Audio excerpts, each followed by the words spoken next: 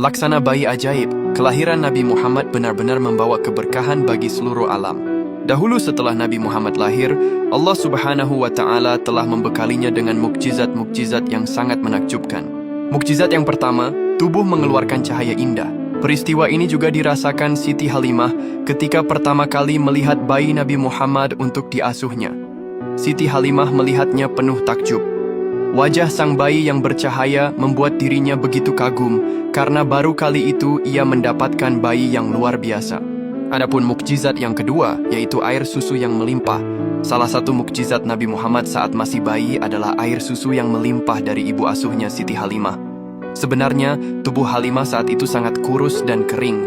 Namun pada saat menyusui Nabi Muhammad, air ASI yang keluar sangat deras dan berbeda ketika menyusui anak lainnya. Tidak hanya kedua ASI Halimah saja yang penuh, namun keledai dan unta tua miliknya juga mengalami hal yang sama, di mana air susunya melimpah bahkan yang semula kurus, tiba-tiba seketika menjadi gemuk dan kuat menempuh perjalanan.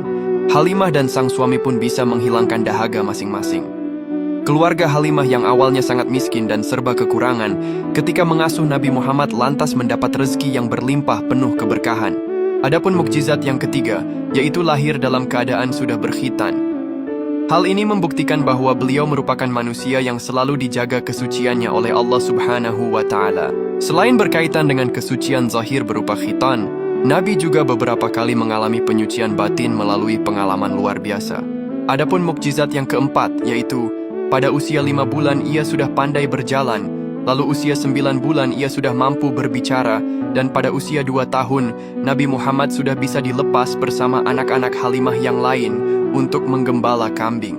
Adapun mukjizat yang kelima, yaitu selalu dinaungi awan. Salah satu mukjizat Nabi Muhammad yang cukup mencengangkan adalah selalu dinaungi awan saat berjalan. Bahkan pohon yang sebelumnya menaungi orang Quraisy di tempat duduknya, tiba-tiba saja pohon-pohon itu beralih menaungi Nabi Muhammad. Hal ini bahkan sampai membuat orang-orang takjub dengan apa yang terjadi di sekitarnya. Padahal, mereka belum pernah sekalipun melihat kejadian aneh seperti itu.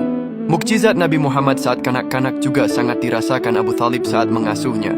Betapa tidak, sang paman kerap menjadikan punggung Nabi sebagai perantara doa. Apapun doa yang diminta, ajaibnya langsung terkabul saat itu juga. Hal itu banyak dilakukan Abu Thalib, seperti doa meminta hujan ketika Makkah dilanda kekeringan. Abu Thalib yakin keponakannya itu bukanlah orang sembarangan. Karenanya, Abu Thalib lebih mendahulukan kepentingan Nabi Muhammad daripada anak-anaknya sendiri. Begitupun sebaliknya, Nabi Muhammad amat mencintai pamannya. Ia tahu pamannya memiliki banyak anak kecil dan hidup dalam kemiskinan. Namun demikian, pamannya tidak pernah berutang kepada orang lain. Abu Thalib lebih suka bekerja keras memeras keringat untuk menafkahi keluarganya. Karena itulah, tanpa ragu Nabi Muhammad ikut bekerja seperti anak-anak Abu Thalib yang lain. Nabi Muhammad juga ikut membantu pekerjaan keluarga Abu Thalib seperti menggembalakan kambing dan mencari rumput. Abu Thalib merasa bahwa Nabi Muhammad kelak akan menjadi orang yang bersih hatinya dan dijauhkan dari dosa. Ya Allah, semoga kita semua bisa meneladani sifat dan akhlak Nabi Muhammad, amin. Allahumma salli ala Sayyidina Muhammad.